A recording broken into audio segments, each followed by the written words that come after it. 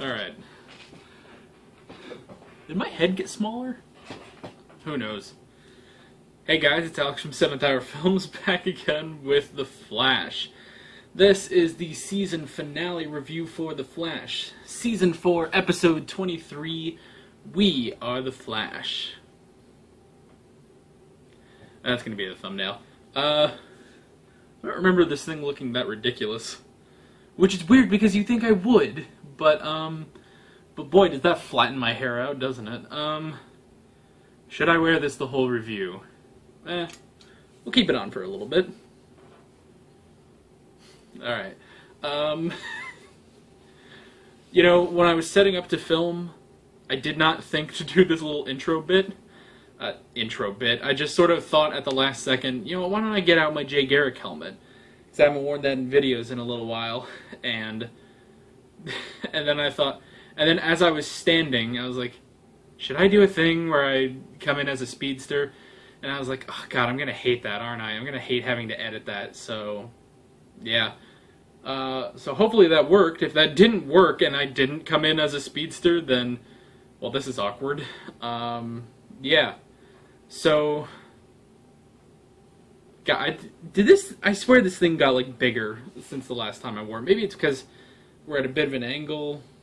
I don't know. Here, let me do a Jay Garrick lean. Try it the other way. That help? Like, this. Alright. We're going to take that off for a minute. Maybe we'll put it back on before the end of the video. Okay, so, enough delaying. Let's get into this episode of The Flash. There are some things that I've missed since the mid-season finale that I will probably bring up at different points in this. Who knows? But, yeah. Let's get into this. First off, the first thing we do is we're going into DeVoe's mind, which is interesting. Basically, Marlize, who has now not joined the team, but is helping the team take down her husband, had basically proposes the idea that you can go into DeVoe's mind and find the good DeVoe, basically. Find the goodness within DeVoe and have it take control of DeVoe, basically. So, they go in and basically Barry goes to Marlize and Clifford's old house. There's nothing there. And then they get the idea for Barry to run to the place where they had their first date. It was a nice picnic, which we had a flashback to earlier in the season. And then, guess who's back? Ralph is back, because guess what? Ralph died earlier in the season when he was the final bus meta to be possessed by DeVoe, basically. So DeVoe actually has been using Ralph's body because I guess it's immune to the super ALS that DeVoe had. So, yeah. But Ralph is back. That's awesome. Great to have Ralph back. I really loved Ralph, and I was sad when he died. And to know that he's back now, that's awesome.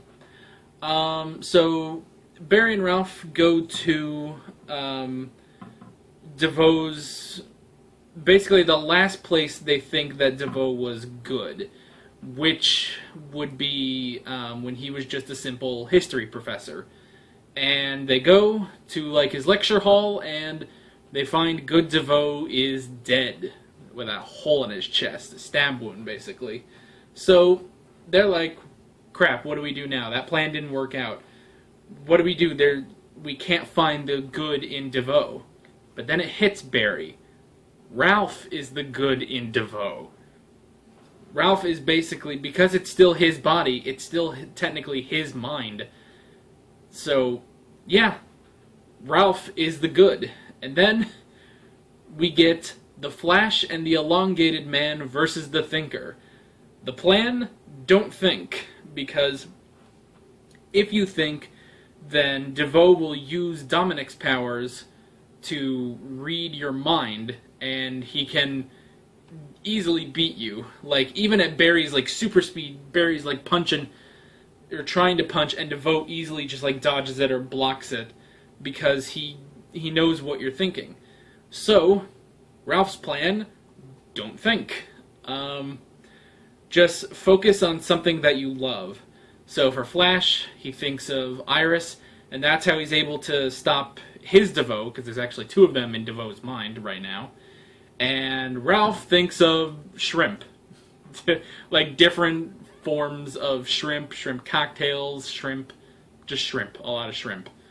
So yeah, and then not only is it two DeVoes now, but now we have a whole lot of DeVoes. It's basically Attack of the Clones. And a lot of people have pointed out it's a lot like Matrix Revolutions, I think? Or Matrix Reloaded. Well, either one, when there's like 10 million Smiths coming in to attack. It's basically that, but it's all DeVoe. Unfortunately, I will say about this fight, they don't take advantage of DeVoe's powers. DeVoe doesn't use any of his powers in his mind. So, which is a shame because he has all 12 Bus Meta's powers, plus his own powers of unlimited thought. So, yeah, kind of a shame, but whatever. There's also, this is by far the goofiest fight for what is actually kind of a serious season. This is a very goofy fight because, honestly, because of Ralph. It's because of Ralph.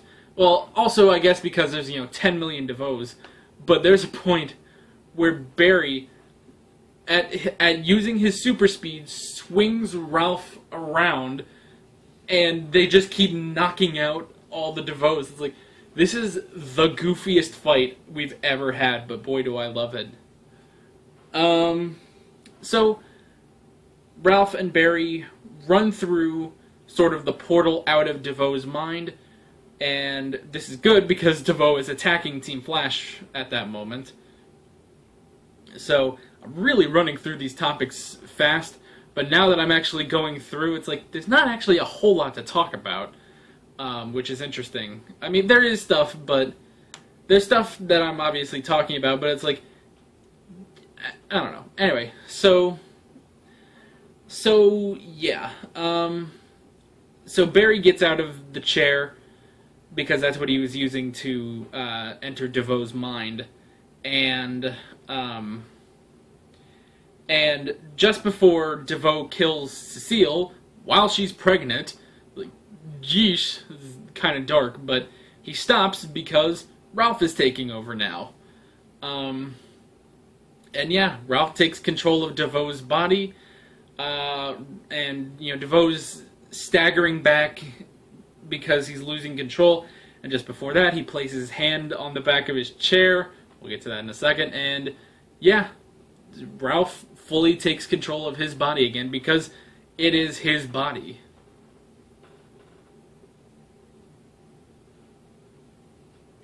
Alright. So everyone goes back to Star Labs. Things seem to be okay, but then, and this is while Cecile is actually giving birth to her baby, and then DeVoe is back, and he is a chair now.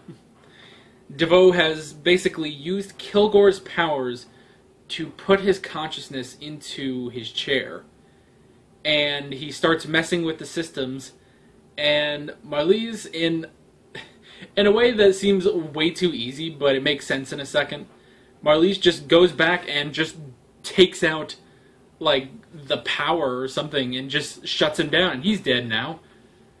It seemed pretty simple, but it makes sense. You would think that DeVoe would try to stop her to stay alive, but in the time that he had as the chair,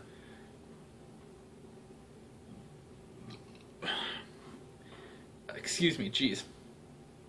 In the time that he was in the chair, he basically created a plan B, because his whole plan was the Enlightenment, which would basically use satellites to basically reset humanity's minds, because they because he thinks that technology has become a distraction. No one is curious anymore. And so he wants to erase everyone's intelligence so that they will start to become curious again, and he can lead them to true enlightenment. So yeah. Of course, when you really think about it, it's really just that this is a crazy old man that hates iPhones. Someone pointed that out. He's just a baby boomer that hates iPhones, and it's like, yeah, he is. But it's such a, I feel like it's such a campy comic book plan to do, to erase everyone's intelligence because this guy hates technology and stuff. It's like, okay, that's pretty fun. So yeah, but Plan B is he used Kilgore's powers to basically cause the Starlab satellite to malfunction and start descending toward the Earth. Well, the thing about that is that it's such a massive object that at the rate it's falling, it will destroy all life on Earth, basically. His next plan is just extinction of the human race, which is pretty hardcore, but technically that is a form of the Enlightenment. Basically, like, it's his last resort. Because while, yes, he won't be able to enlighten the human race, he'll destroy the human race and all life on Earth, basically, until, probably millions of years from now, when the Earth, gets to a point where there is new life, we start all over again. So, that's interesting. They all go out there to stop all the falling debris, but there's still the satellite that's going to crash right into Central City. So Barry gets the idea to use the Sonic Punch, which he really hasn't done in a while. But yeah, he does the Sonic Punch, he runs fast enough, but Marlise says, like, okay, that's enough to destroy the satellite, but what's preventing the satellite from still destroying him? So he's running as fast as he can, he jumps off a building, and he goes to punch, and it stops. And then it comes back down. He starts running backwards. The satellite goes back into the sky, and time kind of goes back. We go back in time a little bit, and everything starts falling again. The satellite starts falling. Barry starts running again, and running with him is another speedster with orange and purple lightning. Basically, this is our mystery girl that we've had since the crossover, Crisis on Earth X. So, because it was revealed in an earlier episode that she is a speedster, and those are her lightning colors. She actually has 2 lightning colors, which is pretty cool. So, the scene kind of plays out the same way, and Barry jumps up there, and he punches, and she punches it with him. Therefore, Barry survives. And yeah, so they get back. The girl is nowhere to be seen, and eventually Barry's like, there was someone else up there with me, another speedster. Wonder who it was. And Marlise says, I'm sorry about your friend Harry, because Harry was actually, basically he was the test subject of the Enlightenment, and he lost all of his knowledge, right down to he really can't even talk anymore. But Marlise gives them a device to restore Harry's brain, so he's not brain dead. Hey, that's great. And basically he's not as intelligent as he was. He doesn't remember anything about, like, science or anything like that. To put it into perspective, they say he has 7 PhDs. He doesn't remember any of them. He doesn't know what they are, what they do, or how he got them. But what he does have is his personality, and he basically is his own man again.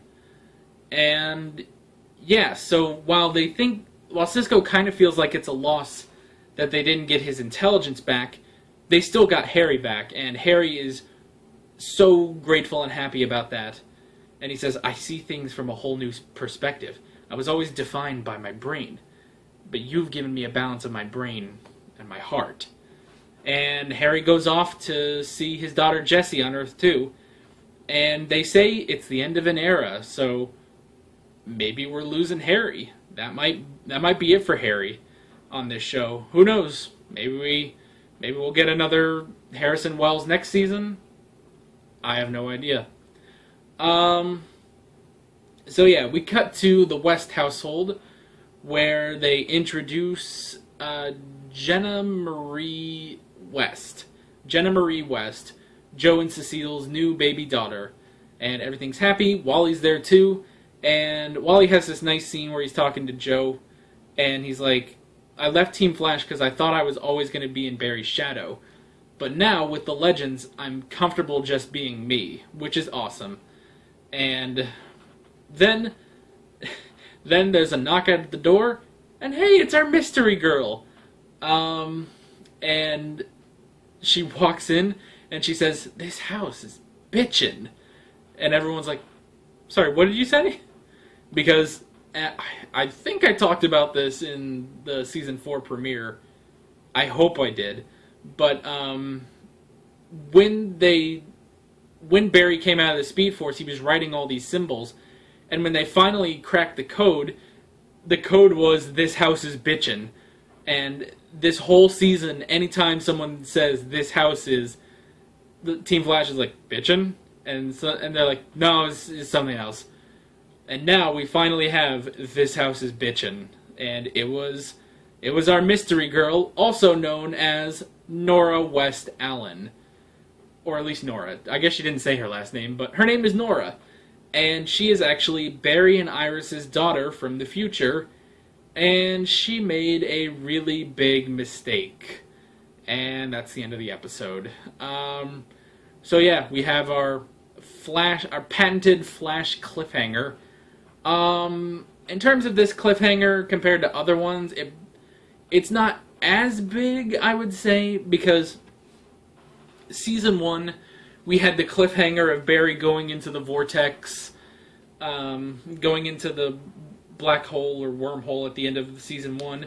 Season 2, he went back in time and saved his mother. Season 3, he became the prisoner of the Speed Force. Season 4, Nora, their future daughter, says she made a horrible mistake.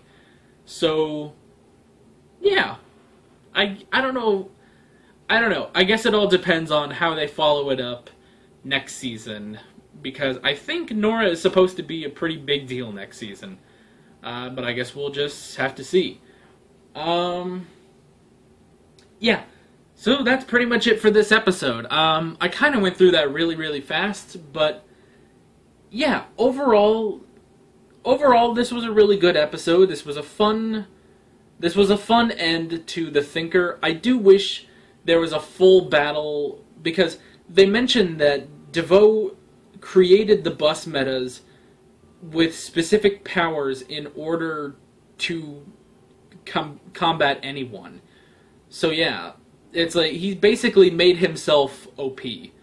So it's interesting that we didn't get this huge final battle between DeVoe and Barry using all those powers. But for what we got, I did like it. Yeah, overall, I'd say this season was pretty good. There was a lot of filler that I feel could have been cut out, and maybe a little bit tighter writing, but other than that, I did really enjoy this season. I know this season has not gotten a lot of praises. A lot of people say this has not really been a good season of The Flash, but I think it has. I think it's been good. I feel like it could have been better, but I thought this was really good. And yeah, that is basically it. So